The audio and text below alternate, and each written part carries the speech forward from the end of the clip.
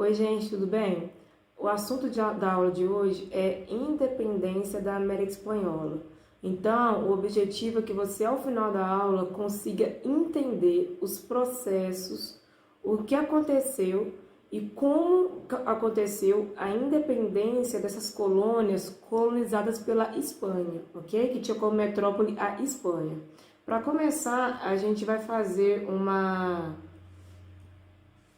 análise dessa imagem que vocês estão vendo aqui. Gente, qual nação, é uma imagem, vamos ler a primeira frase, está aqui comigo. Brasil, um império entre repúblicas na América do Sul. Brasil, um império entre repúblicas na América do Sul.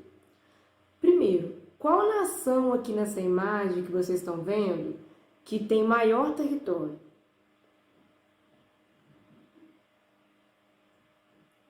Brasil, um império entre as repúblicas. O que significa essa frase? Significa, gente, que o processo de independência dos países colonizados pela Espanha e os países colonizados e o país colonizado por Portugal tem algumas diferenças, de modo que nos países colonizados pela Espanha originou desse processo de independência repúblicas, enquanto o Brasil se tornou um império, né? Então, já o porquê, o que acontece nesse processo que faz surgir na América Espanhola repúblicas e aqui o império? E muitas repúblicas, como vocês veem aqui, tá vendo? Argentina, Peru, Uruguai, Bolívia, Venezuela e assim por diante. Por que lá originou tantos países e aqui uma nação só e ainda por cima um império, ou seja, uma continuidade em relação à monarquia que já existia, né? Então, é isso que a gente vai ter que analisar nessa aula hoje. Então, vamos passar aqui. Primeiro, eu coloquei esse mapa para vocês observarem como que era organizada a América na época da colonização. Então, desde quando o europeu chegou aqui e encontrou aqui os indígenas, e agora no que diz respeito à América Espanhola, como que era organizado, como que foi organizado esse território. Vocês percebam que, não sei se vocês estão vendo na imagem de vocês, mas no livro vai ter uma imagem mais detalhada desses vice-reinos. As colônias eram organizadas em vice-reinos.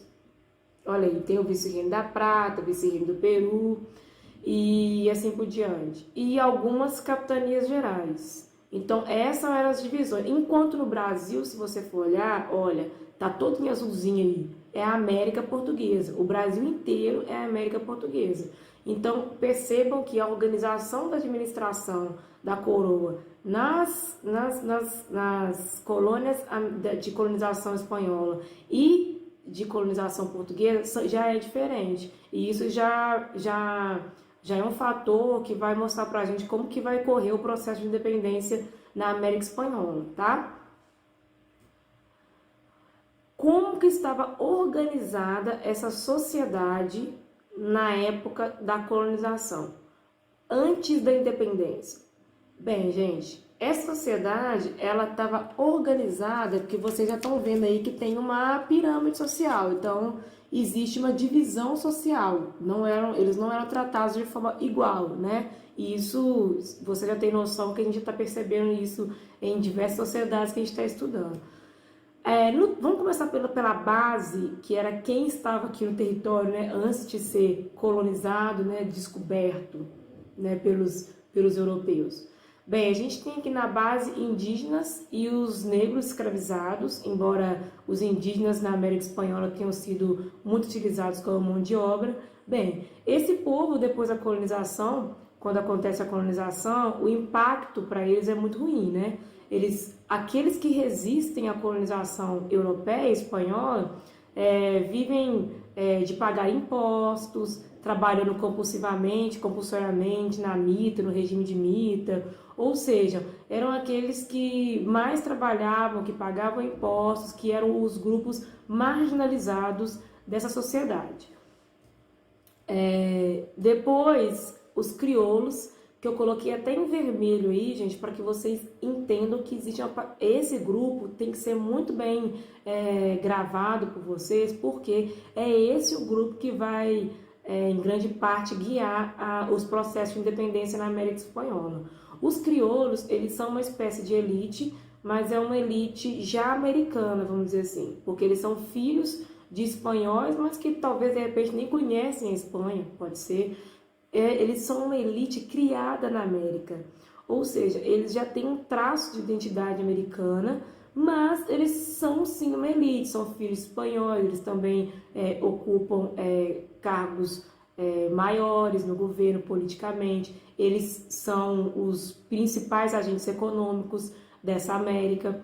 Então, os crioulos é um grupo particular que vocês vão ver falar dele ainda aqui nessa aula, tá? E por último, os chapetones. Os chapetones, eles são a maior elite, vamos dizer assim, estão no topo da pirâmide social.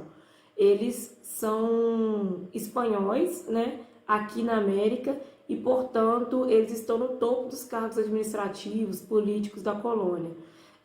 E por vezes essa elite espanhola e essa elite americana, os crioulos, vai ter alguma discordância entre eles, principalmente no que diz respeito aos crioulos, por querer chegar a ser um nobre também e não poder. Por quê? Os chapetones têm essa nobreza de sangue, são os espanhóis, né, que ocupam os maiores cargos, e os crioulos nunca vão chegar a ser essa elite propriamente, eles vão ser uma elite já americana, mas tem uma hierarquia entre eles e os chapetones, entendeu? E isso é uma das causas da independência. Vamos lá, e continuando aqui então. Da relação com a Espanha, a gente sabe que desde o início, como eu falei agora há pouco, a relação com a Espanha sempre foi de pacto colonial, mas com o governo de Napoleão Bonaparte, na França, consolidando todos os ideais franceses e levando os valores liberais, burgueses, para o mundo inteiro, Napoleão ele tenta fazer da França uma potência política, econômica e assim dominar outros, e com isso exercer sua influência em outros países, ok? Tô repetindo aqui porque eu não sei se saiu, porque eu tive que dar uma edição no vídeo de um erro que aconteceu aqui, por isso que eu estou falando, mas foi a primeira vez, é bom que fixa. Então vamos lá. Então, Napoleão Bonaparte, ele, nessa questão de influenciar e dominar algumas nações, né, alguns outros países, ele estende seu domínio até a região da Península Ibérica, onde ele vai, no caso de Portugal, intimar Portugal, né, para que ele aderisse ao bloqueio continental e com isso se posicionasse claramente contra a Inglaterra, que era uma parceira econômica de Portugal. Então, Dom João, entre a cruz e a espada, acaba fugindo para o Brasil, né? E, no caso da Espanha, Napoleão Bonaparte retira o rei espanhol do trono e coloca o seu irmão, José Bonaparte, como está mostrando para vocês aqui. Então, o Napoleão Bonaparte, nesse momento de influência no mundo todo, ele também leva esse domínio para a Península Ibérica, para a região de Espanha e Portugal, e essas são as consequências. Mas, professor, o que isso tem a ver com a independência? Uai, gente, quando Napoleão Bonaparte não combina com monarquia, né? Nunca combinou com monarquia. Então, o que ele vai fazer? Durante esse período em que a Espanha está dominada pela França, o pacto colonial diminui. As relações de exploração, de pacto colonial entre a colônia e a metrópole mesmo, essa relação de monarquia, ela diminui durante esse período em que a Espanha está dominada pela França, por Napoleão. Então, essa diminuição do pacto colonial, vamos dizer assim, só ficou dá consequências à colônia, que é maior autonomia, um sentimento de liberdade, e esse sentimento nunca mais vai voltar, a relação de domínio nunca mais vai voltar a ser a mesma. Por isso que a relação da metrópole com a colônia marca o início do processo de independência. Até que, como vocês já viram, Napoleão, ele é dominado, né? Ele é exilado e morre exilado, e isso marca o declínio do Napoleão, que vai gerar uma tentativa de restauração monárquica, como a gente já falou, as monarquias, né? Há um processo de tentativa de volta a estabelecer as monarquias, o pacto colonial, como era antes. E isso acontece também na Espanha, né? Quando o rei volta, ele tenta, vamos dizer assim, colonizar, recolonizar esses países novamente. Gente, eles vão aceitar isso? Não vão. Por isso que o declínio de Napoleão, lá na França, né? E a restauração monárquica, que é um movimento da Europa, mas que também repercute na Espanha com a tentativa do rei espanhol de voltar a recolonizar nos moldes anteriores a América Espanhola, vai gerar o início dos movimentos, ou pelo menos não início, mas vai eclodir, vamos dizer assim, vai explodir esses movimentos de independência na América Espanhola, que é o que mostra para vocês. Por isso eu coloquei até as cores aqui, ó, começa bem clarinho, vai ficando vermelho, ou seja, esse processo ele vai desenvolvendo, começa com a questão de Napoleão, começa com a situação de desigual social da América Espanhola, ou seja, a gente pode dividir entre problemas que estavam acontecendo dentro da América Espanhola e os problemas que estavam acontecendo fora da América Espanhola, que vão repercutir lá e dar início ao movimento de independência, tá? Gente, então esse processo de independência, como que acontece o processo de independência? Vamos voltar àquela imagem que a gente viu lá no início da aula.